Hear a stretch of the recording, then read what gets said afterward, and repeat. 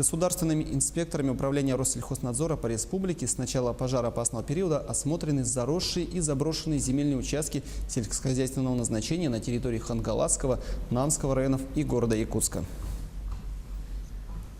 На земельном участке, правообладателем которого является юридическое лицо. Данный земельный участок зарос сорняками, древесно-кустарниковой растительностью. Залесенность составляет свыше 30%. Такие заросшие земельные участки представляют опасность возникновения лесных пожаров, а также неиспользуемые по назначению земельные участки выбывают из сельскохозяйственного оборота. В 2017 году хозяйствующий субъект был привлечен к административной ответственности по части 2 статьи 8.7 КоАП РФ, а также было выдано предписание об устранении выявленных нарушений со сроком обязательного исполнения до 1 августа 2018 года. На данный момент мы видим, что правообладателям не приняты меры по устранению нарушений земельного законодательства.